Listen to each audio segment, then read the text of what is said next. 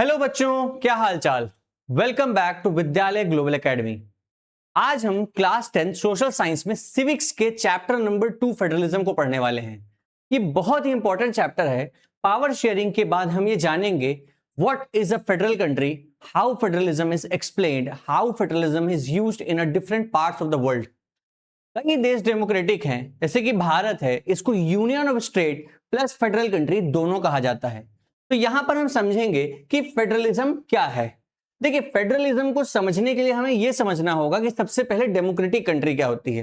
देखिए, democratic country का सबसे अच्छा एक्सप्लेनेशन है in which a population of the country has the right to choose their leader by the method of vote during the elections. Elections के time पे जब हमारे यहाँ की जनता, जैसे कि हमारे देश के अंदर एक सर्टेन एज के ऊपर वोट देने का अधिकार है 18 साल की उम्र में, उससे ऊपर के लोग अगर वोट दे सकते हैं और वोट दे करके अपना लीडर चूज करते हैं एक फिट टेन्योर में, जैसे कि हमारे यहाँ 5 इयर्स में होता है, तो उसको क्या कहा जाता है? एक डेमोक्रेटिक नेशन, जहां पर डेमोक्रेसी काम करती है। सिंपल सी बात है। अब उसी डेमोक्रेसी के अंदर एक होता है फेडरलिज्म।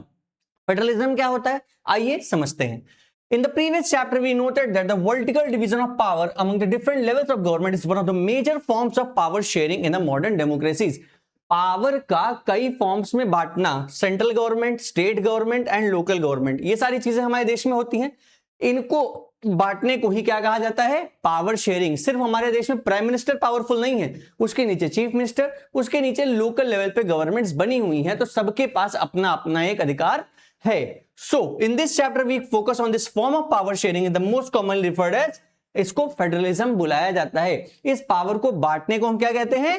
फेडरलिज्म कहते हैं। We begin by describing the federalism in general terms. The rest of the chapter tries to understand the theory and practice. Federalism है, पावर बांटी गई है, लेकिन उसकी प्रैक्टिकल टर्म्स में हम समझेंगे इस चैप्टर में कि what is federalism in a whole sole way in the world.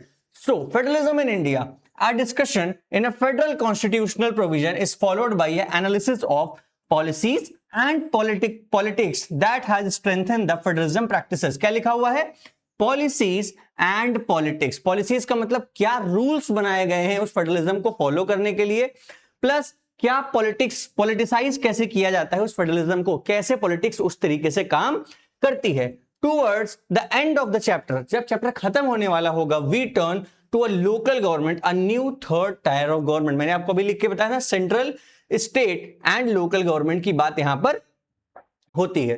तो इस चीज को समझने के लिए हम चैप्टर को स्टार्ट करेंगे, क्योंकि दुनिया के ज्यादातर देशों में दो फॉर्म ऑफ गवर्नमेंट होती है, एक होती है central government and state government. लेकिन भारत के अंदर एक समय आया जब देखा गया कि लोकल लेवल पर गवर्नमेंट का काम कर पाना आसान नहीं पड़ रहा है, क्योंकि भारत की आबादी बहुत ही वास्ट है।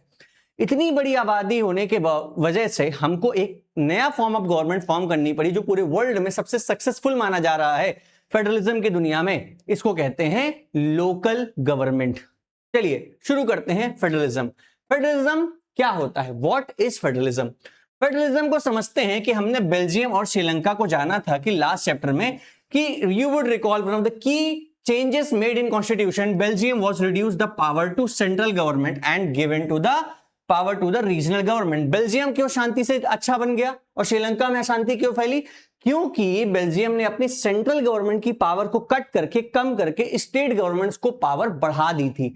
मतलब उनके यहां स्टेट्स के पास पावर बढ़ गई थी। वहीं पर श्रीलंका के अंदर जो सिन्हाला कम्युनिटी थी, उसने जो सेंट्रल गवर्नमेंट बनाई थी, वो अदर कम्युनिटीज को कोई भी पावर नहीं दे रही थी, स्टेट लेवल पे कोई भी पावर को रन नहीं करने दे रही थी आसानी से। तो regional governments existed in Belgium even earlier, पहले भी गवर्नमेंट हुआ करती थी, but they had their roles and powers, but all these powers were given to the governments could be withdrawn by the central government. पहले जो ruling थी कि अगर स्टेट गवर्नमेंट्स कोई भी पावर अपने पास रखती हैं, पावर का इस्तेमाल करती हैं, लेकिन उस पावर को विथड्रॉ करने का पावर सेंट्रल गवर्नमेंट के पास था, जिससे बेल्जियम के अंदर बहुत बड़ी प्रॉब्लम बन रही थी। लेकिन चेंज आया 1993 के अंदर, regional governments were given constitutional power that were no longer dependent on central government. Central government के ऊपर डिपेंडेंट नहीं रहेंगी, वो अपने डिसीजंस खुद ले सकते हैं। जो डिसीजंस वो खुद लेंगे उस पर सेंट्रल गवर्नमेंट कोई भी हस्तक्षेप नहीं कर पाएगा एक सर्टेन लेवल तक। It will be not contradicted by the central government, towards the decisions of state government. ये 1993 के बाद ये बदलाव आते हैं। So the Belgium shifted from unitary to a federal form of government. Unitary का मतलब, यूनिटरी गवर्नमेंट वो जहां पर सेंट्रल गवर्नमेंट पावरफुल है, फेडरल गवर्नमेंट वो होती है जहां पर स्टेट और सेंट्रल मिलकर देश बनाते हैं, कई सारे स्टेट्स एक साथ मिलकर के देश बनाते हैं और स्टेट्स के पास भी अपनी एक यूनिफाइड पावर होती है। तो आगे बढ़ते हैं। अब श्रीलंका ने क्या किया? श्रीलंका ने to be all for practical purposes a unitary system चलाता रहा जहां पर government has all the powers. Tamil leaders want Sri Lanka to become a federal country. वहां पर यूनिटरी गवर्नमेंट चलती रही, फेडरल सिस्टम नहीं चल रहा था। लेकिन जो वहां पे तमिल कम्युनिटी वो क्या चाहती थी? फेडरल सिस्टम चाहती थी जिसमें उनको भी बराबर के हिस्सेदारी मिले अपनी शक्तियों का इस्तेमाल करने की, जहां पर वो अपने लिए डिसीजन ले सके, अपनी चीजों को मना सके, अपनी नौकरी, अपनी लाइफस्टाइल, अपनी चीजें अपने लोगों के लिए काम कर सकें। जहां पर यूनिटरी गवर्नमेंट होती है तो वहां पे पार्शियलिटी होने की बहुत ही संभावनाएं होती हैं। यही श्रीलंका के अंदर देखा गया और वही चीज को बेल्जियम में धीरे से सॉल्व कर लिया गया। तो federalism is a system of government in which power, याद रखिएगा व्हाट इज फेडरलिज्म, पूरी डेफिनेशन दी हुई है।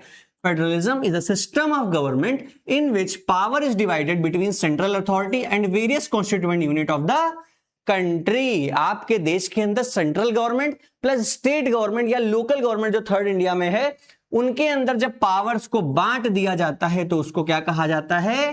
फेडरलिज्म कहा जाता है। This is the one line definition for the 2 marks question which can come in exam, or one line question answer which can come in exam. You can write this answer in a very easy way. So usually a federation has a 2 level of government. Generally कितने form of government होती है? 2 tyre की government होती है। One is central government जो entire country की होती है, usually responsible for subjects like common national interest, जो पूरे देश के लिए सब्जेक्ट इंपॉर्टेंट होते हैं उस पर सेंट्रल गवर्नमेंट काम करती है, उन चीजों पर सेंट्रल गवर्नमेंट एक्शन लेती है, वो चीजें उसके अंडर में होती हैं।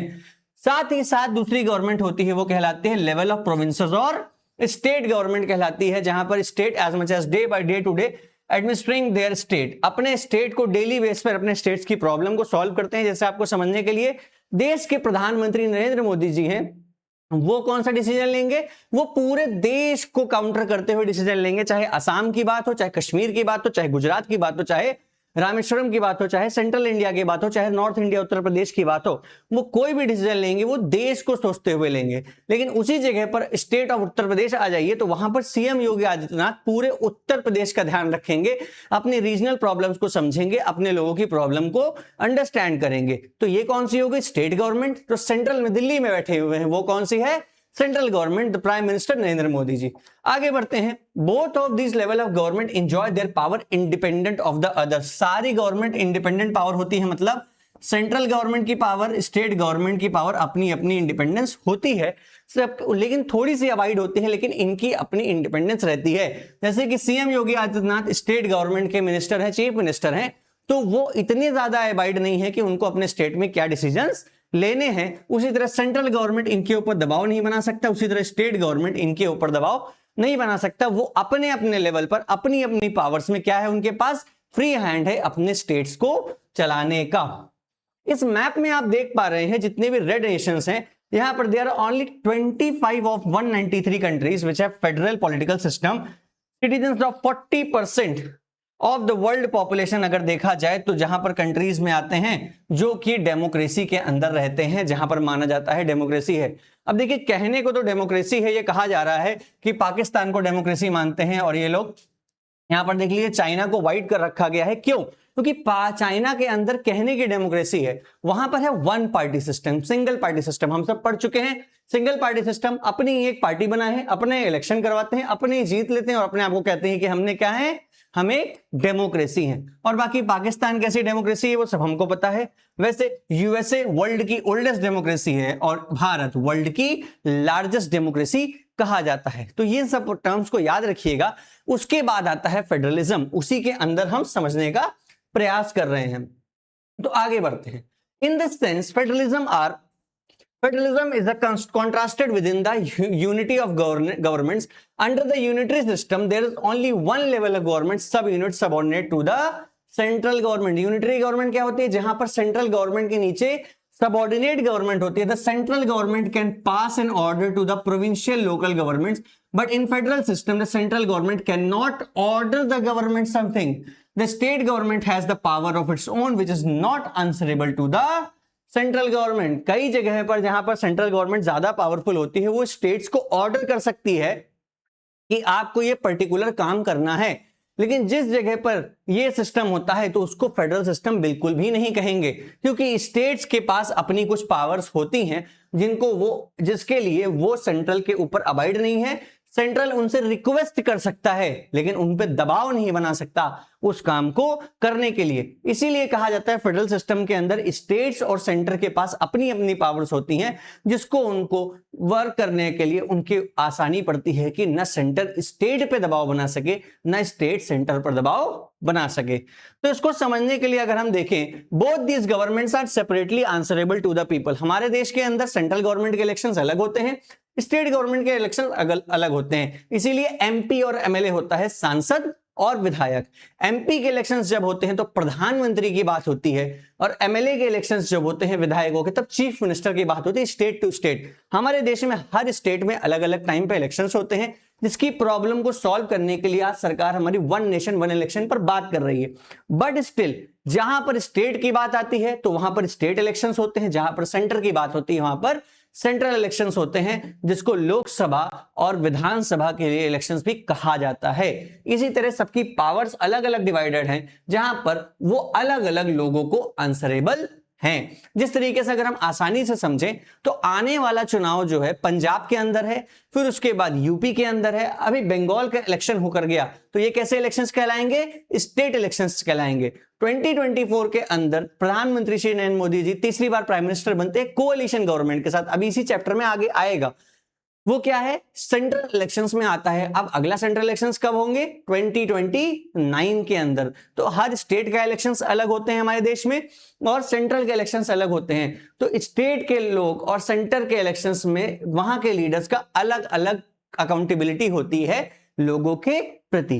तो इसको हम समझने का प्रयास करते हैं। देयर आर 2 और मोर लेवल ऑफ गवर्नमेंट। सबसे पहला फेडरलिज्म का पार्ट होता है कि एक से ज्यादा लेवल ऑफ गवर्नमेंट होती है। हमारे देश में 3 है, जनरली वर्ल्ड में 2 होती हैं, सेंट्रल गवर्नमेंट या स्टेट गवर्नमेंट। दूसरा, different tower of government, same citizens, but the each tyre has its own jurisdiction, specific matter of legislation, taxation and administration. देखिए सबका सेम, देखिए हमारे ऊपर ही प्रधानमंत्री है और हमारे ऊपर ही चीफ मिनिस्टर है, लेकिन हम सेंट्रल लेवल पे अलग रूल्स में हैं। मतलब अलग मतलब नहीं है, हमारे स्टेट के कुछ अपने एडमिनिस्ट्रेशन हैं, अपना टैक्सेशन है, अपने लॉज हैं। उसी तरह सेंटर के अपने एडमिनिस्ट्रेशन हैं, टैक्सेशन है, लॉज है हमारे ही लिए।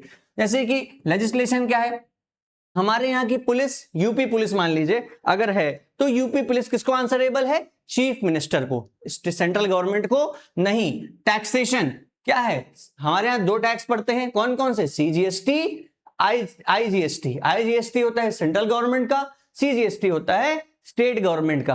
पेट्रोल और लिकर्स पर जो टैक्सेशन लगता है वो हर स्टेट अपना अलग अलग लगाता है, तो सबको अपना टैक्स लेने की भी आजादी होती है। वो जीएसटी के अंदर नहीं, वो वैल्यू एडेड टैक्स में आता है। साथ ही साथ एडमिनिस्ट्रेशन, सेंट्रल का एडमिनिस्ट्रेशन अलग और स्टेट का एडमिनिस्ट्रेशन स्टेट्स के अंदर अलग होता है। देखिए आपके आईएएस होते हैं, उसी तरह पीसीएस होते हैं। पीसीएस ऑफिसर्स जो होते हैं वो स्टेट के द्वारा सेलेक्ट किए जाते हैं, आईएएस जो होते हैं वो सेंट्रल गवर्नमेंट के द्वारा सेलेक्ट किए जाते हैं, लेकिन उनकी जब पोस्टिंग होती है तो वो स्टेट में अबाइड होते हैं जो आईएएस होते हैं। लेकिन जनरली क्या होता है, कुछ पोस्ट जो होती हैं, कुछ जगह जो होती हैं जो सेंट्रल गवर्नमेंट को आंसरेबल है, और कुछ पोस्ट है जो वो किसको आंसरेबल है? स्टेट गवर्नमेंट को आंसरेबल हैं। The jurisdiction of the respective level of tier of government are specified constitution. So, the existence of authority of each tier of government constitutionally guaranteed. Her authority, her state government, state level की government और central level की government की सबकी अपनी अपनी jurisdiction है, सबके अपने अपने पावर हैं। संवैधानिक आधार पर उनकी शक्तियों को उनको आधार पर निर्धारित किया गया है। Decided the power of the central government and the state government is differently in the Constitution of India. It is given कि कॉन्स्टिट्यूशन में सबकी अपनी पावर है, एक दूसरे की पावर पे कोई भी दबाव नहीं बना सकता है, ये हमेशा से रहा है। जनरली जैसे मान लीजिए कुछ चीजों में स्टेट आंसरेबल है, स्टेट की पावर से तो सेंट्रल उस पर दबाव नहीं बना सकता, जैसे कुछ चीजों पे सेंट्रल का पावर है तो उस पर स्टेट दबाव नहीं बना सकता। फॉर एग्जाम्पल आर्मी एरिया हो गया, रेलवे हो गया, इन सब जगहों पर किसकी पावर चलती है? सेंट्रल गवर्नमेंट की। NHAI, national highway authority of India, इस पर किसकी पावर चलती है? सेंट्रल गवर्नमेंट की। पुलिस हो गया, लैंड हो गया, लोकल स्टेट हाईवेज हो गए, इन पे किसकी पावर चलती है? स्टेट गवर्नमेंट की। इस बात का आप ध्यान रखिएगा, दोनों एक दूसरे को क्या नहीं कर सकते? दोनों एक दूसरे पर दबाव नहीं बना सकते। द फंडामेंटल, फोर्थ, चौथा point, the fundamental provisions of the constitution can not be unilaterally change on the level of government, such change require consent of both level of government. इसको ध्यान से समझिएगा। पहली बात, फंडामेंटल राइट्स तो बदल ही नहीं सकते, 6 फंडामेंटल राइट्स हैं हमारे, इस बात का ध्यान रखिएगा।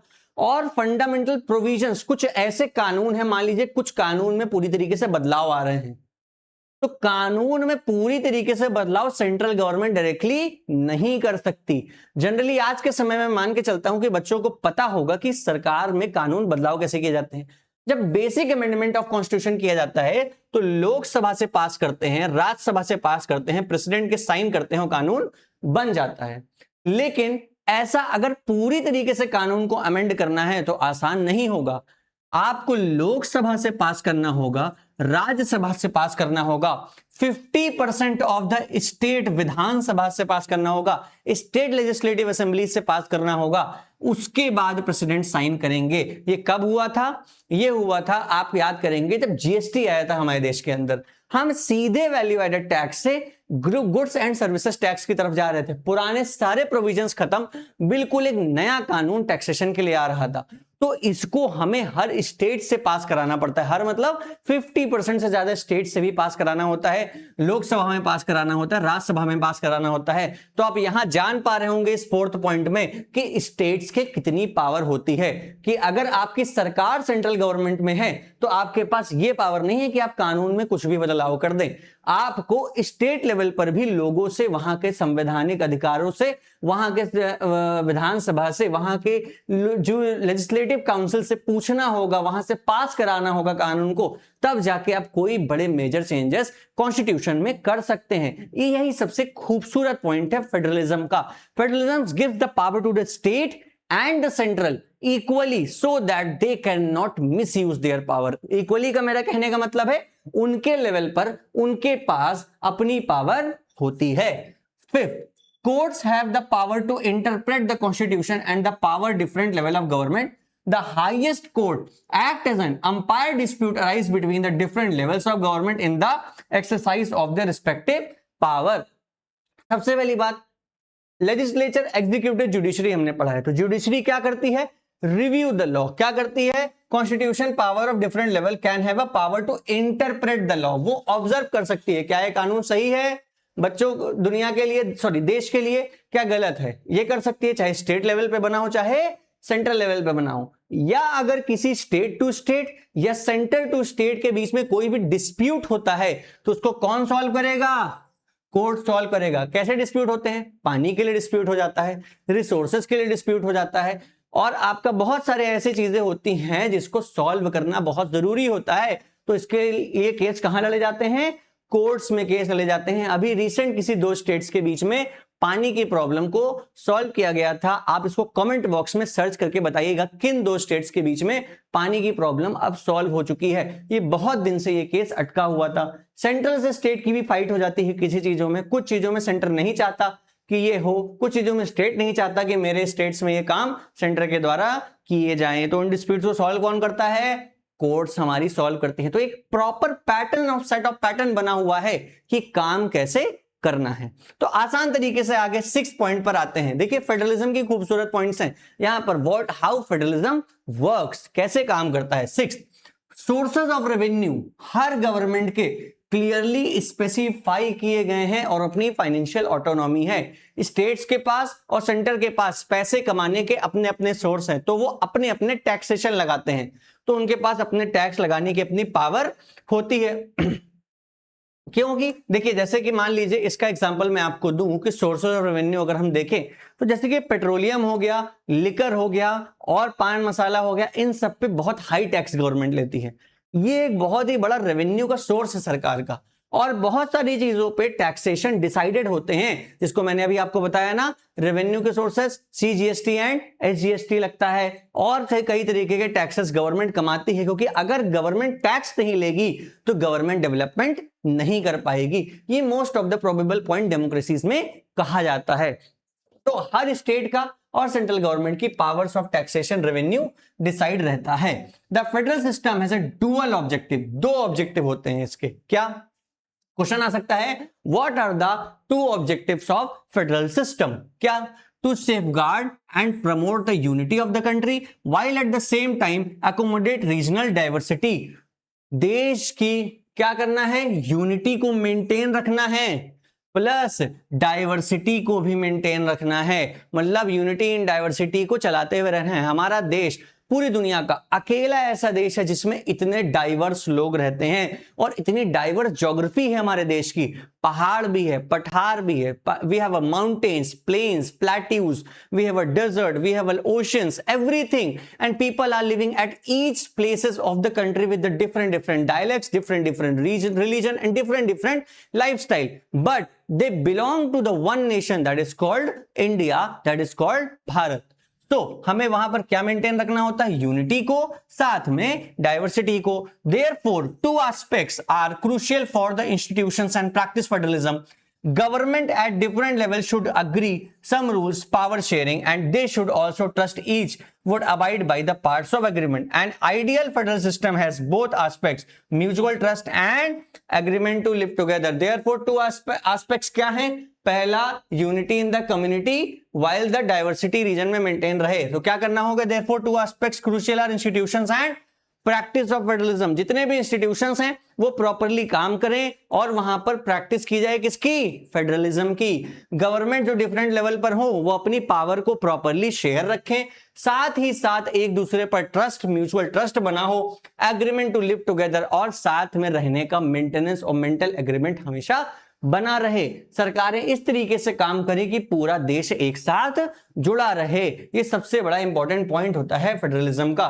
सबके पास अपनी अपनी पावर होती हैं, लेकिन ऐसा ना हो कि पावर का इतना इस्तेमाल कर लें कि दूसरे के स्टेट्स को प्रॉब्लम हो या सेंटर को प्रॉब्लम हो, या सेंटर अपनी पावर का ऐसा गलत इस्तेमाल करे कि स्टेट्स को उसका नुकसान झेलना पड़े। इन बातों का फेडरलिज्म में सबसे ज्यादा ध्यान रखना चाहिए। तो exact balance of power between central and state government varies from federation to another federation. एक फेडरेशन से दूसरे फेडरेशन में फर्क पड़ता है कि सेंटर स्टेट रिलेशन कैसा है। जैसे कि this balance depends on mainly on historical context which federation was formed. कैसे? There are two kinds of rules through which federation have been formed. दो तरीके से फेडरेशन बनती है। ये सबसे इंपॉर्टेंट क्वेश्चन है।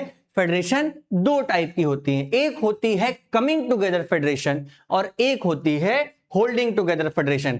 अगर आप ध्यान देंगे, फर्स्ट रूट इन्वॉल्व जहां पर इंडिपेंडेंट स्टेट्स एक साथ आते हैं और पूरे देश को फॉर्म करते हैं। इसका सबसे अच्छा एग्जांपल है यूनाइटेड स्टेट्स ऑफ अमेरिका। जब भी आप यूएस के इलेक्शंस को ध्यान में देखेंगे, आप अभी गूगल पे सर्च करिए यूएस इलेक्शन रिजल्ट्स 2024, तो आप वहां पर रिजल्ट्स में देखेंगे यूएस के अलग अलग स्टेट्स में अगर मैप में देखेंगे तो मैप में ब्लू और रेड हो रहा होगा, डेमोक्रेट्स एंड रिपब्लिकन्स। तो जिसकी ज्यादा स्टेट्स में जीत हो गई उसकी ही प्रेसिडेंट बनते हैं। तो इसको कहते हैं सारे स्टेट्स एक साथ आकर के एक देश बनाते हैं। इसको कहा जाता है coming together federation. They increase their security retaining the identity and sovereignty, अपनी संप्रभुता का, अपनी आइडेंटिटी का, एंड इंक्रीज देयर सिक्योरिटी को मेंटेन करते हैं। इस सिस्टम को यूएस, स्विट्जरलैंड एंड ऑस्ट्रेलिया में फॉलो किया जाता है। Second, in the first category, all the constituent state usually have, सारे states की पावर इक्वल होती है and are stronger wiser as federal government. Central government की लगभग बराबर ताकत में होते हैं ये लोग। इस बात का ध्यान रखिएगा, आपके देश के अंदर स्टेट गवर्नमेंट पावरफुल है लेकिन वो सेंट्रल गवर्नमेंट से ज्यादा पावरफुल नहीं है। ये थोड़ा सा फर्क है। तो इसीलिए यहां के सिस्टम को कहा जाता है कमिंग टुगेदर फेडरेशन। वहीं पर दूसरा फेडरेशन आता है होल्डिंग टुगेदर, जहां पर सेकेंड रूट आता है, जहां पर एक बड़े देश को अलग अलग स्टेट्स में तोड़ा जाता है। कमिंग टुगेदर, होल्डिंग टुगेदर, तो याद करने का तरीका, कमिंग टुगेदर में स्टेट्स को जोड़कर देश बनता है होल्डिंग टुगेदर को एक देश को स्टेट में तोड़कर देश बनाया जाता है। मतलब भारत इतना बड़ा बाउंड्री, इतना बड़ा एरिया था, उसको स्टेट्स में तोड़ना पड़ा, रीजनल डाइवर्सिटीज में बांटना पड़ा, नहीं तो इतने बड़े देश को अकेले चला पाना आसान बात नहीं है। तो स्टेट गवर्नमेंट जैसे कि इंडिया, स्पेन और बेल्जियम, ये एग्जांपल हैं होल्डिंग टुगेदर फेडरेशन के। In these category central government tends to have more powerful visible states.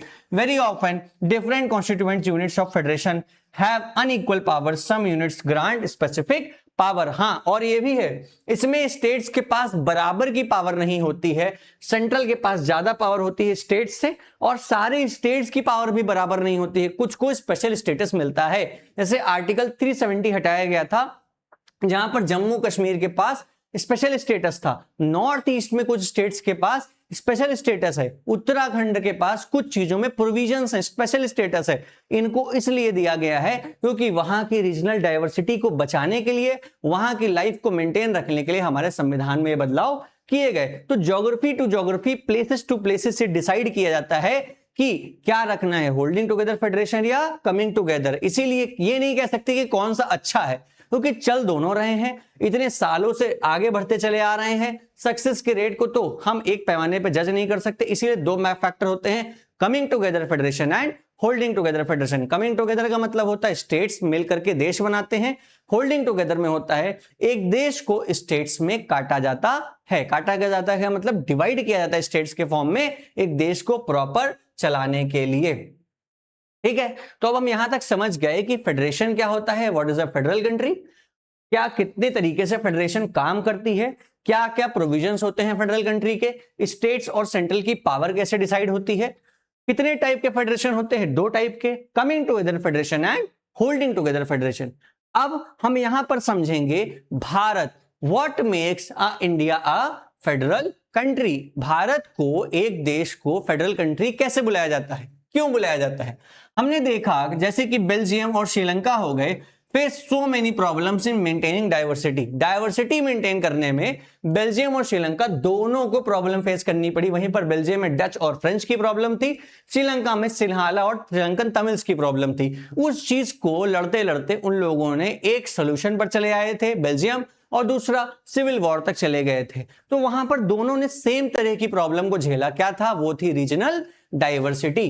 तो what about the vast country like India, Bharat कैसे हुआ, जहां पर इतनी सारी भाषाएं बोली जाती हैं, इतने सारे रीजन्स हैं, इतने सारे रिलीजन्स हैं, इतने सारे धर्म हैं, यहां पर पावर शेयरिंग अरेंजमेंट कैसे किया गया। ये बहुत ही ज्यादा हिस्टोरिक डिसीजन था, जिसने भारत को, लोगों को डर था कि अगर हम ऐसा करेंगे तो इंडिया की यूनिटी मेंटेन नहीं रहेगी, बट यही भारत के लिए सक्सेस का पैरामीटर बना। तो आगे बढ़ते हैं, let us begin with the constitution. India had emerge as a independent nation after painful bloody partition. हम सब जानते हैं कि 15 अगस्त 1947 को भारत आजाद हुआ था, लेकिन वो पार्टीशन कोई हैप्पी पार्टीशन नहीं था, बहुत ही दुख का समय था। कितने सारे लोग एक दूसरे से बट गए, कितने सारे लोग उस रात को मर गए, एक दूसरे देश में पार्टीशन हो गया हमारे देश के अंदर, और कितना ज्यादा पेन हमको सहना पड़ा। उसी के बाद इंडिपेंडेंस के कई सारे प्रिंसली स्टेट हमारे देश का पार्ट थे। The constitution declared India as a union of state. Princely states, britishers बहुत इंटेलिजेंट बनना चाहते थे, वो प्रिंसली स्टेट्स को कह के चले गए कि भैया आप आजाद हैं, आप भारत का पार्ट बने, या आप अपने आप को मेंटेन रखें। 500 से ज्यादा प्रिंसली स्टेट्स थे, लेकिन आप अपने आप की ऑटोनॉमी रखना चाहते हैं या आप भारत में पार्ट बनना चाहते हैं। तो इसमें बहुत अच्छा रोल हमारा प्ले किया था उस टाइम के हमारे होम मिनिस्टर सरदार वल्लभ भाई पटेल जी ने। उन्होंने कहा था अगर आप भारत का पार्ट नहीं बनेंगे तो हम आपको भारत का पार्ट बना लेंगे बाय हुक और बाय द क्रुक। इसीलिए स्टेट्स को डर के मारे या दबाव के मारे, और कुछ स्टेट्स ने खुल के भारत का सपोर्ट किया था, कुछ ही स्टेट्स थे जो भारत का पार्ट नहीं बनना चाहते थे। आप समझ सकते हैं ना कि देश को खोखला अंदर से ही किया जाता है, बाहर से नहीं है, तो समझ सकते हैं। तो वहां पर यूनियन ऑफ स्टेट भारत को उसके बाद घोषित किया गया, जब सारे प्रिंसली स्टेट्स एक साथ आ गए। We were called as union of states, although did not use the word federation. The Indian union is based on the principles of federalism. Bharat ने फेडरेशन का टर्म यूज नहीं किया, भारत ने यूनियन ऑफ स्टेट का यूज किया, but still हम federal country हैं। हम क्या कहते हैं, India is a federal country that is known as union of state. अब इस तरह से हम लोग अपने आप को कहते हैं। तो आगे बढ़ते हैं, let us go back to 7 features of federalism mentioned above. अगर हम ऊपर के ये जो 7 फीचर्स हैं फेडरेशन के, हमने जो अभी पढ़े हैं, इसको हम ध्यान से देखें तो हम यहां समझ पाएंगे कि we can see that all these features apply to provision of India। ये सारे फीचर्स भारत के कॉन्स्टिट्यूशन और संविधान में लिखे हुए हैं, इसीलिए मैं इसको पावर से बोल रहा था कि ये सारी चीजें हमारे देश में हैं।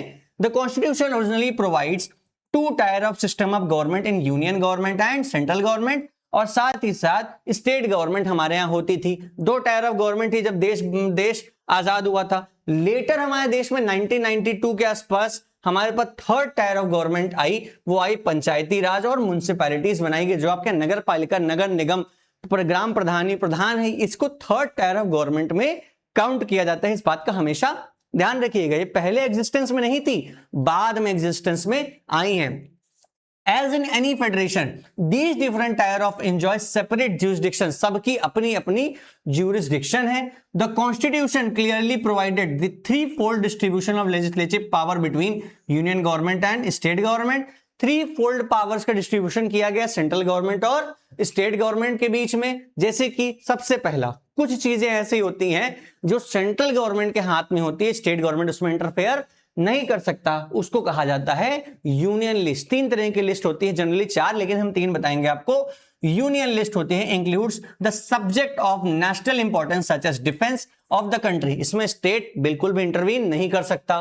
फॉरेन अफेयर्स, विदेश नीति, इसमें सेंट्रल गवर्नमेंट से मतलब है, स्टेट इसमें इंटरफेयर नहीं कर सकता। बैंकिंग, पूरे देश की एक करेंसी होगी रुपी, उसमें स्टेट इंटरफेयर नहीं कर सकता। कम्युनिकेशंस एंड करेंसी, इसमें भी स्टेट इंटरफेयर नहीं कर सकता। आप देखे होंगे भारत संचार निगम लिमिटेड है, ना कि यूपी संचार निगम लिमिटेड, क्योंकि हर स्टेट का अपना अपना नेटवर्क नहीं दिया गया है, पूरे देश का एक सिंगल टेलीकॉम नेटवर्क रखा गया है। बाकी जो भी कंट्री कंपनीज होती है वो पूरे देश में अपने सिम को, अपने टेलीकॉम नेटवर्क को फैलाती हैं, इसीलिए इसको क्या रखा गया है, यूनियन लिस्ट के अंदर। एक ऐसी लिस्ट जिसके पास पावर होती है, सेंट्रल गवर्नमेंट की पावर होती है, इसमें स्टेट कोई भी इंटरवेंशन नहीं कर सकता है। These are the included in the list because of we need a uniform policy on the matter of through, ये पूरे देश की पॉलिसीज होती है, इसमें डिसाइड होती हैं। The union government alone can make law relating to the subject, इन सब्जेक्ट्स पर अगर कोई भी लॉज बनाने हैं, कोई कानून बनाना है, तो सेंट्रल गवर्नमेंट का इसमें स्टेट गवर्नमेंट के अबाइड नहीं है, इसमें उसके पास खुद की पावर अपनी होती है। दूसरा आता है स्टेट लिस्ट, सेम। अब इसमें स्टेट लिस्ट के अंदर सेंट्रल गवर्नमेंट इंटरवीन नहीं कर सकता, जैसे कि local importance such as police, trade, commerce, agriculture, irrigation, इसमें स्टेट अपने कानून बना सकता है, अपने रूल्स होते हैं, अपनी आजादी होती है स्टेट्स को काम करने की।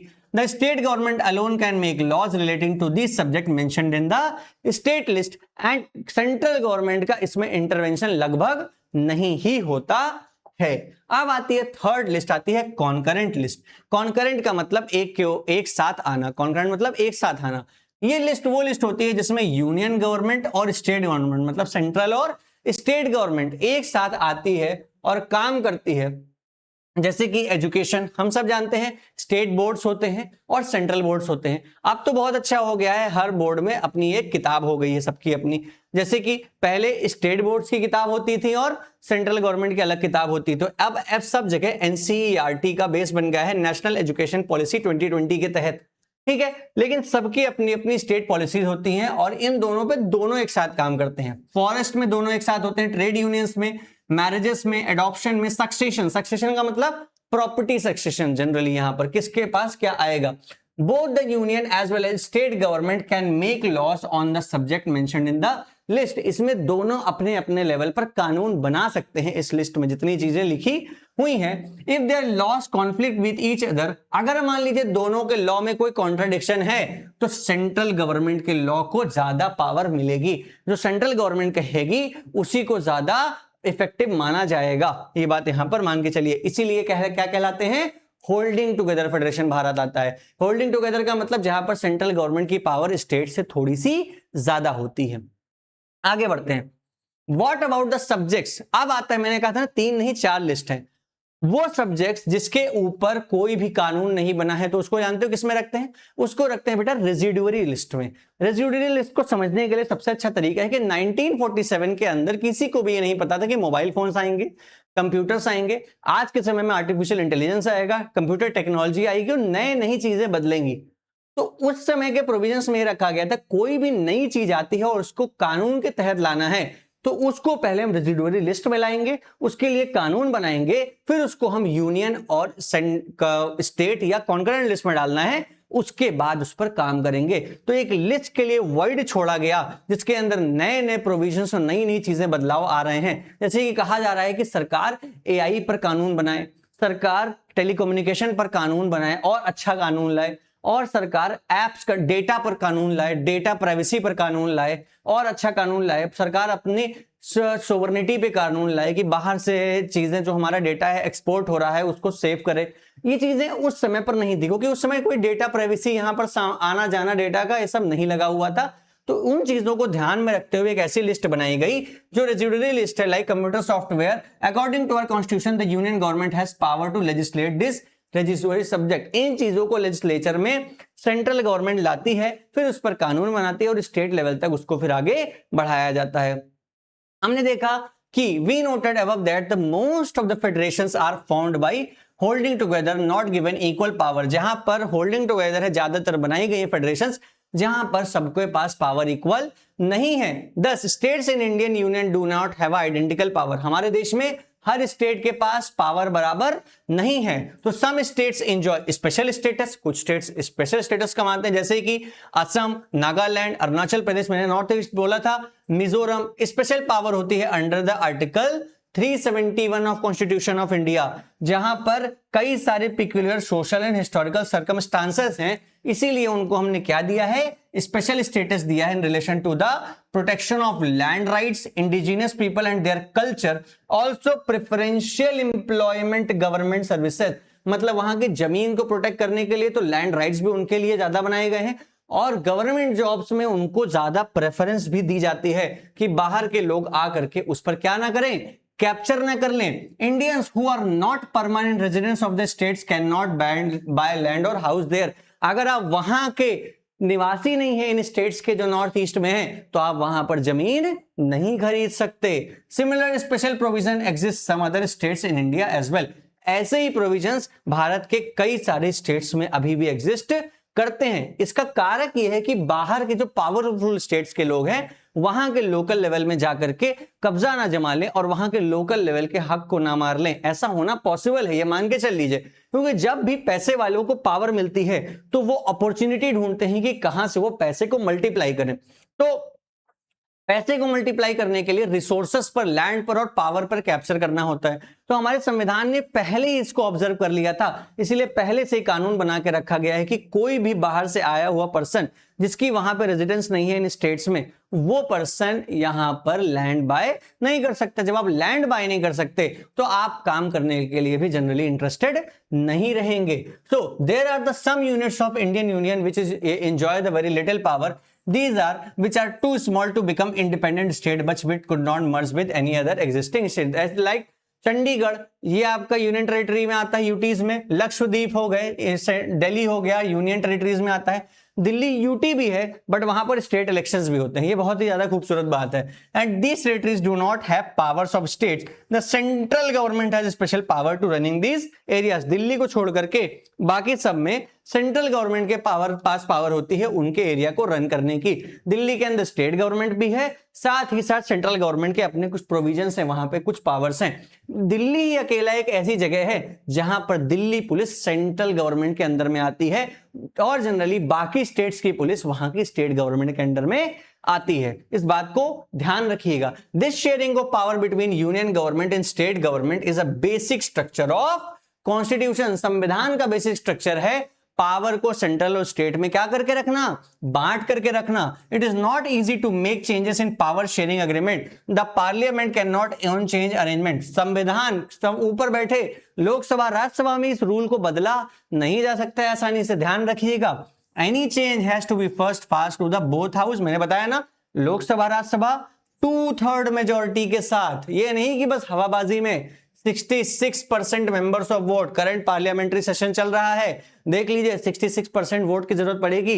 And referred by the legislature of at least half of the states, 66% of Lok Sabha, 66% of Rajya Sabha, इसको 2/3 भी कहते हैं।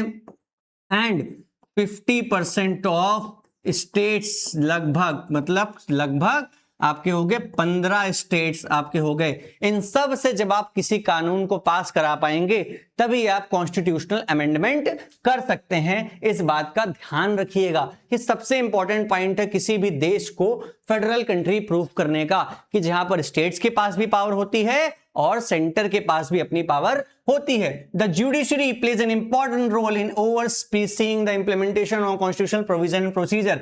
यहां पर जो आपका कोर्ट होता है ये बहुत बड़ा रोल प्ले करता है।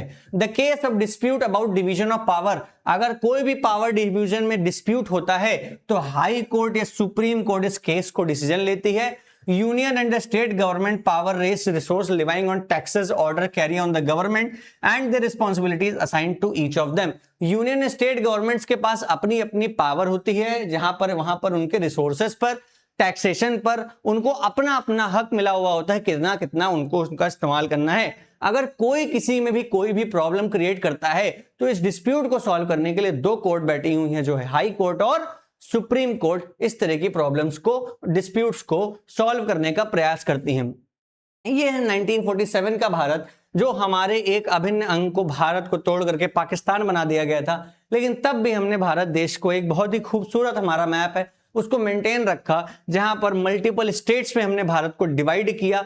स्टेट्स को हमने अलग पॉलिसीज से, आगे हम पढ़ेंगे किन पॉलिसीज से, बट हमने कोशिश की Pakistan, entire Sindh Baluchistan, NWFP, greater part of Punjab and Bengal, Bahawalpur states, ये सब अब टूटने वाला है, बात अलग है, ये अलग बन गया। एंड इंडियन प्रोटेक्टेड स्टेट्स, ये सब भारत के स्टेट जाकर के बने। इस बात का आप ध्यान रखिएगा।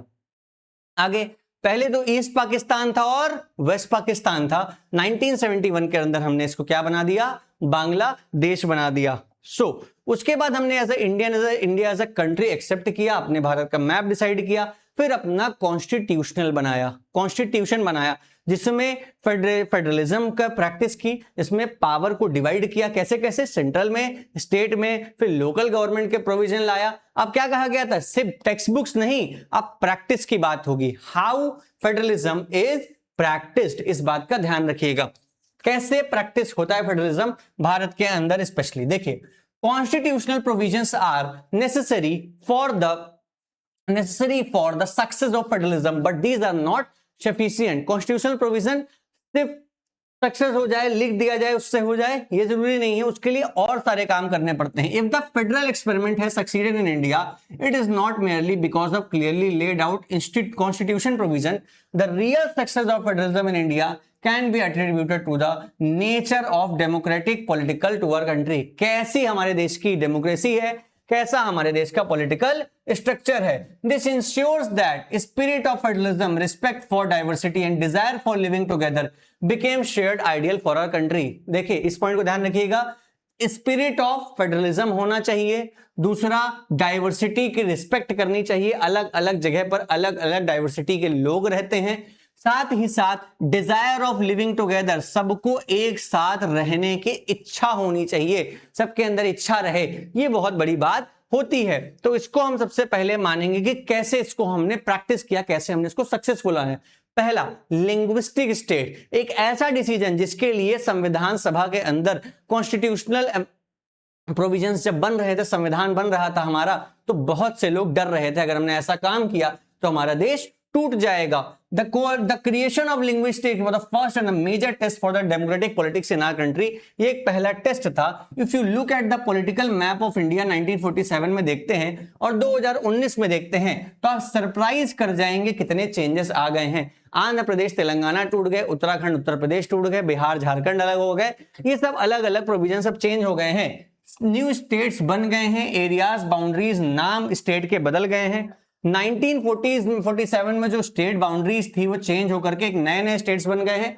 This was done to ensure that people who spoke same language live in same state. हमने इस तरीके से लोगों को बांटा कि लोग अपनी अपनी भाषा से अपने अपने स्टेट्स में डिवाइड हो जाएं। Some states were created not on the basis of language but recognised different based on, कुछ को कल्चर से, उनकी एथनिसिटी से और उनकी ज्योग्राफी के बेस पे उनको बांट दिया। This include Uttarakhand, Nagaland and Jharkhand. अभी झारखंड के अंदर डिस्कशन इतने सारे चल रहे हैं, आप देख पा रहे होंगे। तो झारखंड को, उत्तराखंड को और नागालैंड को बांटा गया। अब यहां पर देख पा रहे हैं आंध्र प्रदेश और तेलंगाना को बांटा गया, उत्तराखंड उत्तर प्रदेश को बांटा गया, झारखंड और बिहार को बांटा गया। कुछ को भाषा के आधार पर, कुछ को कल्चर के आधार पर, कुछ को एथनिसिटी के आधार पर, कुछ को ज्योग्राफी की वजह से बांट दिया गया। उत्तर प्रदेश से उत्तराखंड को ज्योग्राफी की वजह से काटा गया क्योंकि ये पूरा पहाड़ी क्षेत्र था, ये प्लेन लैंड था। तो हमने कोशिश की कि यहाँ के लोगों को यहाँ से डिफरेंशिएट करके रखेंगे तो वहां की रीजनल डाइवर्सिटी की, उनकी सेफ्टी बनी रहेगी। इस बात का आप ध्यान रखिए। तो भारत को अलग अलग भाषा में, यहाँ पे गुजराती बोली जाती है, यहाँ पर राजस्थान की अपनी भाषा है, यहाँ पर मराठी बोली जाती है, यहाँ पर हिंदी, यहाँ पर हिंदी, यहाँ पर उड़िया भाषा बोली जाती है, यहाँ पर अलग अलग। तो हमने पूरे देश को अलग अलग लैंग्वेज फ्रंट्स में अलग अलग बांट दिया, जिससे लोगों को अपने स्टेट्स में होने का एक प्राइड मिले, इस सोच से बांटा गया, जो कि सक्सेसफुल रहा हमारे लिए। तो अगर हम देखें, when the demand for the formation of state on the basis of language race, some national leaders डर रहे थे डिसइंटीग्रेशन ऑफ कंट्री, देश टूट सकता है इस बात से।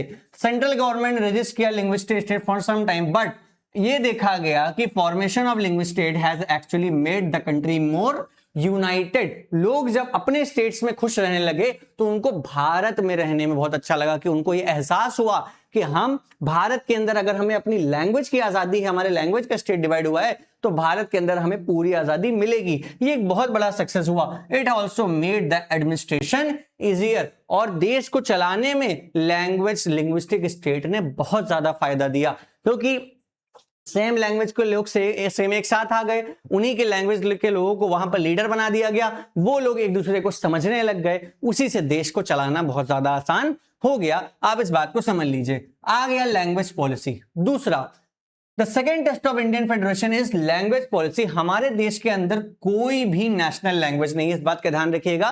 What is the national language of India? कभी भी आंसर नहीं है कि Hindi. Hindi is not a national language of India, it is one of the official language of India. हमने किसी भी लैंग्वेज को नेशनल लैंग्वेज का दर्जा दिया ही नहीं है, क्योंकि हमारे यहाँ कोई भी लैंग्वेज 50% से ज्यादा लोग कोई भी लैंग्वेज को नहीं बोलते हैं। तो Hindi was identified as official language, but Hindi is not more than tongue of 40% of Indian. सिर्फ 40% इंडियंस हिंदी बोलते और समझते हैं, समझते सब हैं बट बोलते हैं। तो अगर कोई भी चीज 50% से भी ज्यादा नहीं है करके पैरामीटर देखा जाए तो हम इसको लैंग्वेज नेशनल नहीं बना सकते, और अगर हम किसी को नेशनल लैंग्वेज बना भी देंगे तो वो दूसरे के लिए गलत होगा, क्योंकि हम किसी को किसी के ऊपर थोप नहीं सकते। आपको ये बात पता है ये कहां लागू हो रही थी? श्रीलंका के अंदर, जहां पर सिन्हाला लोग अपनी पावर को श्रीलंकन तमिल्स के ऊपर थोप रहे थे, जस्ट अ लैंग्वेज पावर। तो therefore there were the safeguard the protect the other language beside this. Hindi के साथ साथ 21 अदर ऑफिशियल लैंग्वेज हैं जो कॉन्स्टिट्यूशनल के शेड्यूल्ड लैंग्वेज में रखी गई हैं।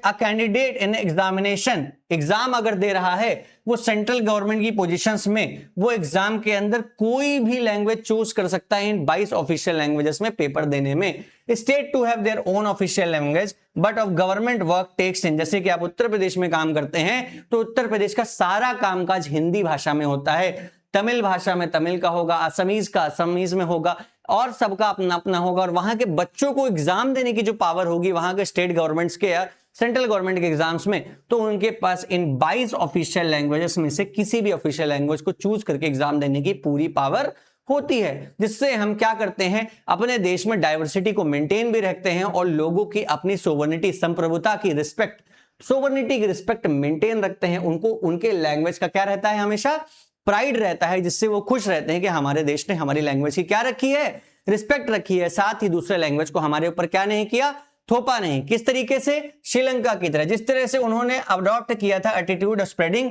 ये use of Hindi. Like Sri Lanka the leaders our country जिन्होंने हिंदी को अडॉप्ट नहीं किया कि हम हिंदी को ही अवॉइड करेंगे। According to the constitution English को हमने ऑफिशियल पर्पस के लिए purpose was to stop in 1960. However, many of the non-Hindi speaking states demanded that use of English को continue करो, हम English को as a language of language of work use करना चाहते हैं। In Tamil Nadu, the movement took a violent form. Generally, जहां बात language की हिंदी के आने लग गई, वायलेंस होने लग गया, जिसको आज भी हमारे देश में लोग करने का प्रयास करते हैं। और सेंट्रल गवर्नमेंट ने क्या किया, अग्रीमेंट किया कि अग्री कर लिया कि हम इंग्लिश को हिंदी के साथ साथ ऑफिशियल पर्पस के लिए यूज करेंगे। हिंदी को हटाया नहीं, इंग्लिश को उसमें ऐड कर लिया कि स्टेट्स इंग्लिश का यूज करते हैं, ना वो अपनी लैंग्वेज का यूज करते हैं, ना हिंदी का यूज करते हैं, जो मोस्ट प्रोबेबल बोली जा रही है, तो स्टेट्स के पास आज ये आजादी है कि वो अपनी लैंग्वेज को दबते हुए भी नहीं देख पा रहे हैं, साथ ही साथ सेंट्रल गवर्नमेंट के साथ इजीली काम कर पा रहे हैं। बहुत सारे लोगों को लगेगा इंग्लिश एक बहुत ज्यादा प्रोपेल्ड लैंग्वेज है, दबाव बनाती है। No, English is a very good language in by which we are countering the world.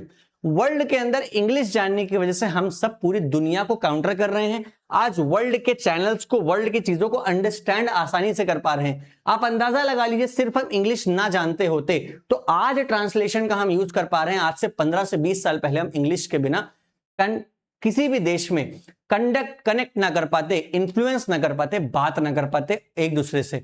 देखिए, बात ये होती है कि सिर्फ स्टेट लेवल्स पर लोगों में कनेक्टिविटी हो, ऐसा नहीं है। हम बाहर की चीजों को भी समझें। ये आज कनेक्टेड वर्ल्ड है, तो इंग्लिश का यूज करना कोई बुरी बात नहीं है। But pride to be English person, ये बहुत गलत बात है। हमारे देश का सबसे वर्स्ट कल्चर क्या है कि अगर एक पर्सन को इंग्लिश आती है तो वो पर्सन एजुकेटेड है, अगर अगले पर्सन को इंग्लिश नहीं आती है तो वो अनएजुकेटेड है। ये सबसे ज्यादा गंदा पैरामीटर है हमारे देश के अंदर, जो आज के समय में जज करने का पैरामीटर बनाया गया है। English is just a language of communication, बात करने की भाषा है, समझने और पढ़ने की भाषा है। अगर वो आपको कम भी आती है तो कोई बात नहीं, आप उसको सीख सकते हैं। लेकिन आपको नहीं आती और दूसरे लोग अगर आपको इस बात पे स्कोल्ड करते हैं तो आपको इस पे बुरा नहीं मानना है, आपको उनको आंसर देना है कि इंग्लिश ना आना कोई बुरी बात नहीं है। हम अपनी भाषा को बहुत अच्छे से जानते हैं और हम इंग्लिश को समय से सीख सकते हैं। अब सीखने की भी जरूरत नहीं है आपको। अगर ये पर्टिकुलर चीज लिखी हुई है, आप किसी भी लैंग्वेज में इसको ट्रांसलेट करके आसानी से समझ सकते हैं, क्योंकि भाषा कोई प्राइड का मैटर नहीं है। भाषा, हमारी भाषा जो भी है, जिसकी भी है, सबके लिए अपना अपना प्राइड है। किसी दूसरी भाषा को सीखना और लैंग्वेज को बोलने लगना एक प्राइड हो जाना है, ये कोई बहुत बड़ी बात नहीं है। So learning the language is a good thing, but having a ego of learning that language is a very bad thing, you must understand. तो कई सारे क्रिटिक्स का ये कहना था कि thinking solution favour of English speaking elite. ये जानते हो, कई लोगों ने ये भी कहा, देखिए क्या हुआ, इंग्लिश को जब हमने वो दे दिया, प्रेफरेंस दे दी, तो कई लोगों को लगने लगा कि इंग्लिश स्पीकिंग एलीट्स को यहां पर ज्यादा प्रेफरेंस मिल पाएगी और जो इंग्लिश नहीं जानते हैं उनको ज्यादा प्रेफरेंस नहीं मिलेगी। Promotion of Hindi continues to be official policy of the government of India. Promotion does not mean that central government can impose Hindi on state where it speak different language. Promotion का मतलब था, सरकार चाहती थी, कई लोग चाहते थे कि सरकार हिंदी का प्रमोशन करे, ना कि इंपोजिशन करे। प्रमोशन का मतलब होता है बढ़ावा दे कि हिंदी हमारे देश में ज्यादातर लोग समझ लेते हैं तो काम करने में आसानी होगी। लेकिन सेंट्रल गवर्नमेंट ये ना करे कि एक लैंग्वेज को दूसरे पर दबाव बनाए। तो यहां पर the flexibility of shown by Indian political leaders help our country to Sri Lanka के जैसी प्रॉब्लम को अवॉइड करने में हमें मदद मिली, क्योंकि हमने किसी भी लैंग्वेज को क्या नहीं दिया, प्रेफरेंस ऑफ नेशनल लैंग्वेज। हमने किसी भी लैंग्वेज को नेशनल लैंग्वेज नहीं बनने दिया। इस बात का आप ध्यान रखिएगा। अब बात आती है सेंटर स्टेट रिलेशंस की। restructuring the center state relation, one more way in which the federalism has been strengthened in the practice. How the constitutional arrangement of sharing of power work really depends on the large extent how ruling parties and leaders follow these arrangements. किस तरीके से हमारे देश में federalism काम कर रहा है, स्टेट गवर्नमेंट कैसे काम कर रही है, सेंट्रल गवर्नमेंट कैसे काम कर रही है, स्टेट और सेंट्रल गवर्नमेंट का आपस में रिलेशन कैसा है, पॉलिटिकल पार्टीज किस तरीके से इसको एग्जीक्यूट कर रही हैं। बहुत ही लंबे समय तक same party rule the central and the most of the state. Congress party was और दैट टाइम ज्यादातर स्टेट्स में उसकी रूलिंग होती थी और सेंटर में भी उसकी पार्टी होती थी। लेकिन यहां पर स्टेट गवर्नमेंट में कोई भी पावर को एक्सरसाइज करना उतना कठिन नहीं होता, जो करंट स्टेटस में भी चल रहा है, जहां पर बीजेपी की लेड एनडीए गवर्नमेंट है, जहां पर बीजेपी की पार्टीज हैं, वहां पर सेंट्रल गवर्नमेंट और स्टेट गवर्नमेंट एक साथ लगातार काम कर रही हैं, तो ये चीजें ज्यादा कठिन नहीं पड़ती हैं। लेकिन जब सेंट्रल गवर्नमेंट और स्टेट गवर्नमेंट अलग अलग हो जाती है, as of the when the ruling party of state level, धीरे धीरे 90s के टाइम में चेंजेस आने लग गए। The central government often misuse the constitutional power to dismiss the state government was controlled by rival parties. This undermine the spirit of democracy. अगर ये power मिल जाए कि सरकार गिरा ले जाए सेंट्रल गवर्नमेंट, मान लीजिए स्टेट में किसी दूसरे की सरकार बनती है, आपके ही देश में ऐसा हो चुका है, सेंट्रल गवर्नमेंट के पास इतनी पावर होती है वो स्टेट गवर्नमेंट को क्या कर देती थी, डिसमिस कर देती थी। तो ये फेडरलिज्म की सही प्रैक्टिस नहीं मानी जाती है। तो आपके कॉन्स्टिट्यूशन में समय के साथ बदलाव किए गए। All this change significantly in 1990s के अंदर period saw a rise of regional political parties. आपके देश में रीजनल पॉलिटिकल पार्टीज बनने लगे। यूपी में आ गई समाजवादी पार्टी, आ गई बहुजन समाज पार्टी, आ गई आपके यहाँ 2011 में आम आदमी पार्टी आई थी, पीडीपी आ गए, सॉरी पीडीपी तो वहां बांग्लादेश, सॉरी वेरी सॉरी, वहां की आरजेडी आ गई, तेलुगु देशम पार्टी आ गई। तो रीजनल लेवल पर छोटी छोटी पार्टीज क्या करने लग गई, बढ़ने लग गई और स्टेट्स के अंदर अपनी अपनी सरकार बनाने लग गई। वहीं से कल्चर शुरू हुआ एरा ऑफ कोalition गवर्नमेंट। कोalition गवर्नमेंट को बेटा बहुत अच्छे से समझिएगा। कोalition गवर्नमेंट का मतलब होता है जब कोई भी सरकार मेजॉरिटी नंबर ऑफ सीट्स को ना ला पाए तो मल्टीपल पार्टीज एक साथ मिल करके मेजॉरिटी का मार्क क्रॉस करें और जाकर के गवर्नर या प्रेसिडेंट के पास ये प्रेजेंट करें कि हमने मेजॉरिटी प्रूव कर दी है, हमारी सरकार बनाइए। करंट में जो सेंट्रल गवर्नमेंट चल रही है ये कोalition गवर्नमेंट ही है। इसको समझने का प्रयास करिएगा। हमारे लोकसभा में 543 सीट्स हैं। व्हाट इज कोalition गवर्नमेंट, यहां समझते हैं। लोकसभा में हमारे 543 सीट्स हैं और आपको मेजॉरिटी प्रूव करने के लिए 273 सीट्स पर जीत दर्ज करनी होती है। जीत दर्ज करने के लिए करंट गवर्नमेंट जो सेंट्रल गवर्नमेंट है इंडिया की, उसमें बीजेपी के पास 240 सीट्स है, जो 273 से कम है, तो सरकार नहीं बना सकती। तो इनको सपोर्ट किया आरजेडी ने प्लस टीडीपी ने। इन दोनों पार्टीज ने मिलकर के 273 का नंबर क्रॉस करा दिया और प्रेसिडेंट ऑफ इंडिया से जाकर के कहा कि हम प्रधानमंत्री नरेंद्र मोदी जी को फिर से प्रधानमंत्री चूज करते हैं और हम अपनी सरकार बनाते हैं। और उस सिस्टम ऑफ गवर्नमेंट को क्या कहा जाता है, कोalition गवर्नमेंट, जहां पर कई सारी पार्टीज एक साथ आती हैं, मेजॉरिटी का मार्क क्रॉस करती हैं और सरकार बनाती हैं। ये रूल स्टेट में भी फॉलो होता है, ये रूल सेंट्रल में भी फॉलो होता है। अगर स्टेट इलेक्शंस में भी ऐसा हो, कई सारी पार्टी मिलकर के सरकार बना दे, तो उसको क्या कहा जाएगा, कोalition गवर्नमेंट कहा जाएगा। अगर इनमें से एक भी पिलर हट जाता है और अपनी पार्टी का सपोर्ट हटा लेता है और नंबर 273 से नीचे गिरता है तो वो सरकार गिर भी जाएगी। ये भी मान के चल लीजिए। क्या ऐसा हुआ है? हाँ, ऐसा हो चुका है। अटल बिहारी वाजपेयी की सरकार के साथ 13 महीने की सरकार, 13 दिन की सरकार, फिर 5 साल की सरकार थी। सरकार एक एक दिन 13-13 दिन में गिर चुकी है। उस टाइम पे the government has fallen by few seats, that is called coalition government, where at the centre since the no single party clear majority Lok Sabha के अंदर नहीं लाने लग गई तो मल्टीपल स्टेट पार्टीज आकर के सेंट्रल गवर्नमेंट बनाने लग गई। ऐसा इतिहास में कब कब हुआ है? यूपीए हुआ करती थी। यूपीए का मतलब United province alliance of Congress, जो साल 2004 से लेकर के 2014 तक इनकी सरकार रही और वो कैसी गवर्नमेंट थी? कोalition गवर्नमेंट थी। उसके बाद प्राइम मिनिस्टर नरेंद्र मोदी की बीजेपी सरकार आती है 2014 में, फुल मेजॉरिटी आती है 303 सीट्स के साथ। 2019 में आती है 313 सीट्स के साथ। नंबर्स गलत हो सकते हैं बट 273 का मार्क्स क्रॉस था। लेकिन साल 2024 में इनको धोखा मिलता है। धोखा मतलब कह रहा हूं कि मतलब पब्लिक से इनको एक व्यू मिलता है। पब्लिक यहां पर इनको वोट करती है, कम वोट पाते हैं और इनकी सीट्स डाउन होकर के 240 हो जाती हैं। तो इनको भी नंबर को क्रॉस करने के लिए 33 सीट्स का एडिशन अपने पास कई दो पार्टी सपोर्ट लेकर लेना पड़ता है, तब ये क्रॉस कर पाते हैं 273 का मार्क और अपनी सरकार बना पाते हैं। तो इनकी सरकार को क्या कहा जाता है? Coalition government. इस बात का आप ध्यान रखिएगा। The government in which multiple parties come together to cross the mark of a majority, that is called coalition government. ये देखिए यहां पर इंदिरा गांधी की power sharing, power of the states दी जा रही है। सबको यहां पर रिप्रेजेंटेशन है। सेंट्रल गवर्नमेंट स्टेट्स को क्या बांट रही है? पावर बांट रही है। उस टाइम पर स्टेट प्लीड मोर पावर, अपने ज्यादा पावर के लिए स्टेट्स यहां पर रिक्वेस्ट कर रहे हैं। तो 1975 इमरजेंसी के बाद संविधान में ऐसे बदलाव किए गए कि स्टेट्स को और पावर दी गई और सरकार ना गिरे एकदम आसानी से, उस तरह से और पावरफुल उनको बनाया गया। Perils of running a कोalition government, यहां पर आप ध्यान से देख पा रहे हैं ये here the two cartoons showing the center state relation should state center। यहां पर देखिए ये अटल बिहारी वाजपेयी का रिप्रेजेंटेशन है, आप कमल देख पा रहे हैं। मल्टीपल पार्टीज ये देखिए पिलर बन करके खड़ी थी। जब इन्होंने सपोर्ट दिया था तब इनकी क्या बनी थी, कोalition गवर्नमेंट बनी थी। उसी में से एक बार एक सीट इन्होंने माइनस हो गई थी और इनकी सरकार एक वोट से गिर गई थी, एक सीट से इनकी सरकार चली गई थी। तभी इन्होंने एक स्टेटमेंट दिया था हिस्टोरिकल, सरकारें आएंगी और जाएंगी, देश रहना चाहिए। इसीलिए इनको एक historical leader of Indian democracy कहा जाता है।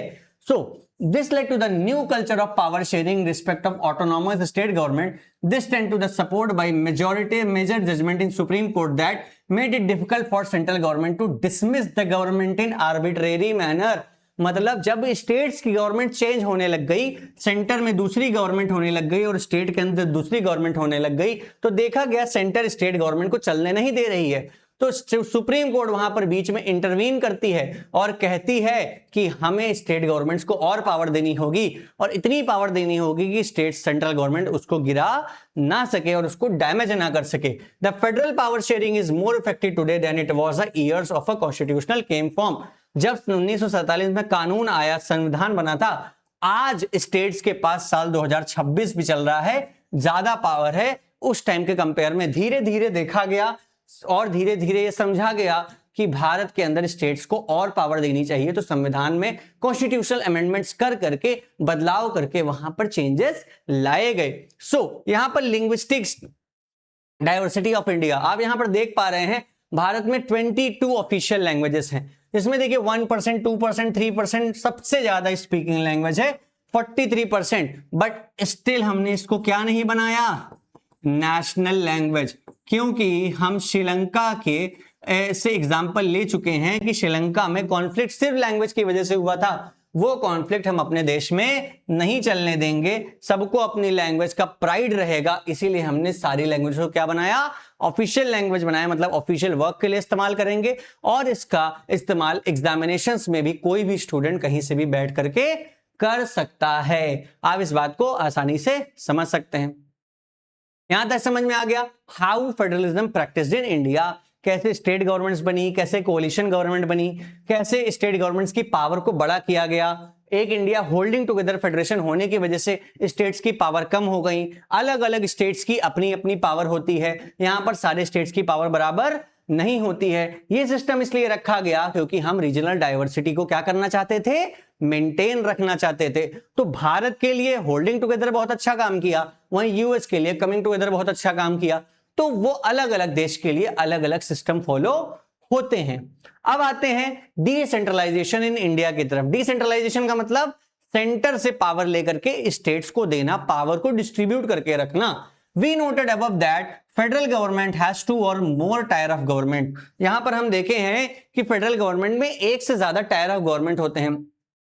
हमने 2 टायर ऑफ गवर्नमेंट को तो डिस्कस किया, बट भारत एक बहुत ही वास्ट कंट्री है जहां पर 2 टायर ऑफ गवर्नमेंट से काम नहीं चलेगा। States in India larger than independent countries in Europe. Bharat के अंदर स्टेटमेंट दिया जाता है, अफ्रीका के किसी प्राइम मिनिस्टर ने, यार बड़े लीडर ने कहा था कि India is not a country, India is a group of 28 countries. Bharat 28 देशों का एक ग्रुप है, एक पूरा कॉन्टिनेंट है, इसीलिए भारत को सब कॉन्टिनेंट बोला जाता है। ये छोटा मोटा देश नहीं है। जैसे कि पॉपुलेशन ऑफ उत्तर प्रदेश जो है वो रशिया से बड़ी है, Maharashtra is about big as Germany के बराबर है। Many states in internally very diverse, there is need for power sharing within the state. State को पावर देनी पड़ेगी, लोकल लेवल पर पावर देनी पड़ेगी, नहीं तो ये देश चल नहीं पाएगा। आप इस एग्जांपल से समझिए, आपको कोई भी प्रॉब्लम होती है तो आज आपके पास कौन है, आपके घर के बगल प्रधान है, आपके घर के बगल सभासद हैं आपके, जिनसे आप अपनी प्रॉब्लम कह लेते थे। जब ये प्रॉब्लम पहले, जब ये लोग उस समय नहीं हुआ करते थे, तो आप ये सोच लीजिए अगर आपके घर की नाली टूट जाएगी तो क्या आप अपने एमएलए से जाकर कह सकते हैं? कहेंगे ही कहेंगे। लेकिन एक एमएलए मान लीजिए 6 to 7 लाख या 10 लाख लोगों पर होता है, तो वो कितने लोगों की नाली बनवा लेगा?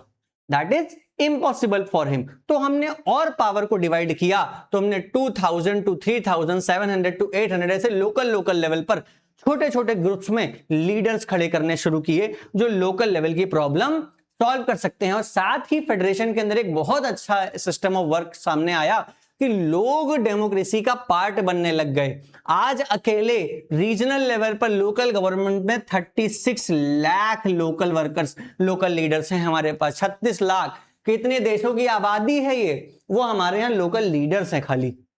इस बात को ध्यान रखिएगा।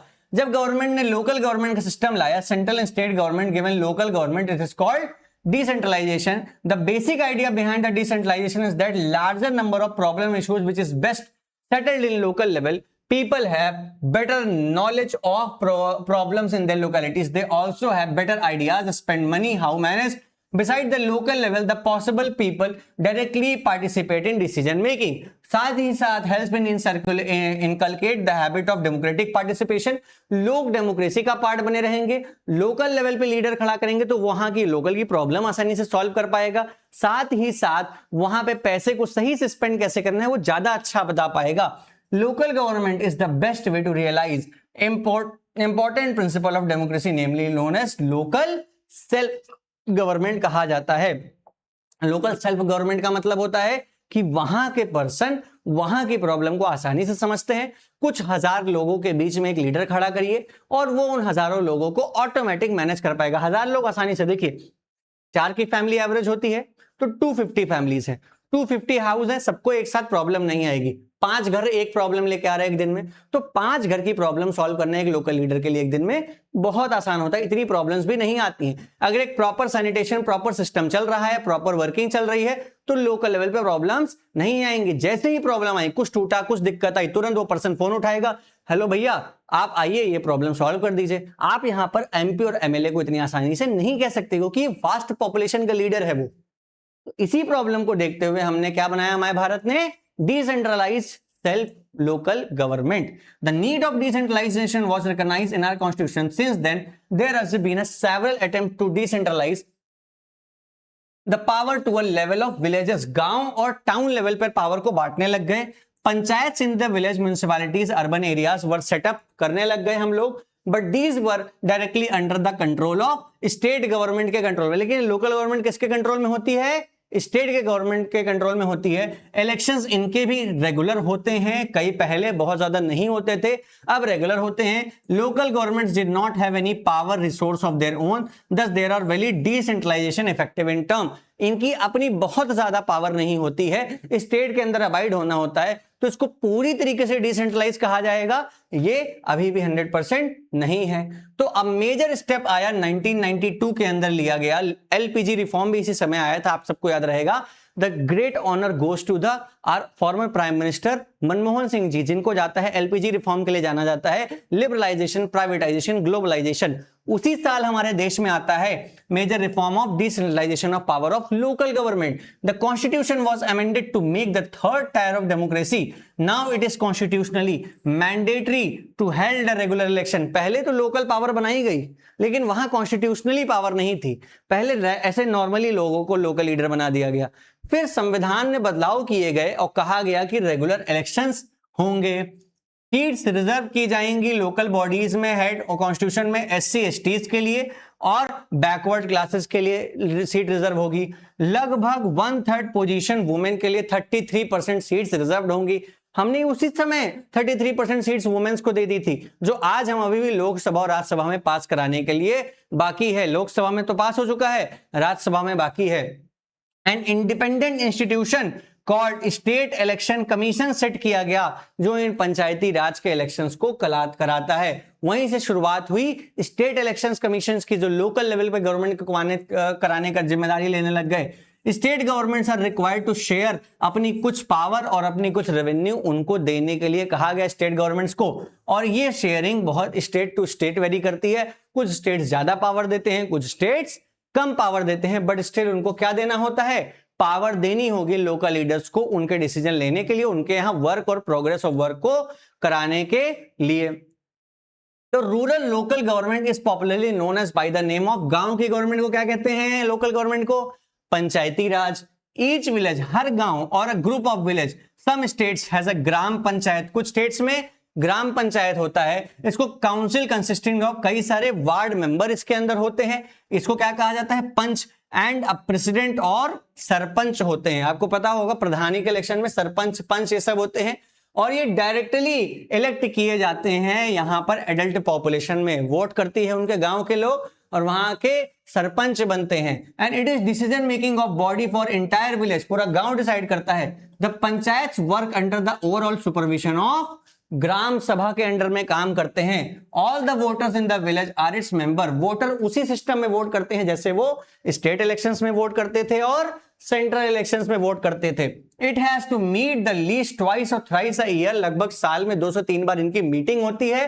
टू अप्रूव एनुअल बजट पे अप्रूवल लेने के लिए gram panchayat and review the performance of gram panchayat. आज तो वेबसाइट बनी हुई है परफॉर्मेंस देखने के लिए, पहले रिव्यू करा जाता था, देखा जाता था, मीटिंग्स होती थी। इतने लोकल लेवल पर पावर देने से वहां की लोकल जनता को भी विश्वास बढ़ता है कि हमारा काम होगा। देखिए कमियां बहुत सारी जगह होती हैं, लेकिन इस तरीके से एग्जीक्यूशन करने पे कई सारे लोगों ने एग्जाम्पल सेट किए हैं कि उन्होंने अपने लोकल एरिया को कितना ज्यादा डेवलप कर दिया। हमारे यहाँ एक ऐसा गांव भी है जिसके अंदर ऐसी क्लासेस, कंप्यूटर क्लासेस और ऐसा स्कूल बना दिया है वहां के ग्राम प्रधान ने कि वो पूरे देश के प्राइवेट स्कूल से भी ज्यादा एडवांस सिस्टम आज चला रहे हैं। The local government structure goes right up to the district level, वहां से ऊपर पावर आती है डिस्ट्रिक्ट लेवल पर, जहां पर ग्राम पंचायत मिलाकर के क्या बनते हैं, यूजुअली कॉल्ड एज पंचायत समिति और ब्लॉक मंडल। शहरों में उसी के ब्लॉक्स होते हैं या मंडल होता है। The member of these representative body elected by all panchayat members area, जो सब पंचायत बनते हैं वहां के ब्लॉक का एक सदस्य होता है, उसको चूज करते हैं। जैसे कि राज्यसभा मेंबर होता है, उसी तरह पंचायत में ब्लॉक के लीडर को चूज करने के लिए जिन सरपंच को आपने चूज किया है वो लोग डायरेक्ट इनडायरेक्टली वोट करते हैं। All these panchayat samitis mandals in the district together constitute, सारे पंचायत मंडल एक साथ मिलकर के क्या बनते हैं, जिला परिषद। सबका लेवल हो रहा है, देखिए सरपंच, पंच, फिर ब्लॉक मतलब मंडल, फिर उसके बाद जिला परिषद।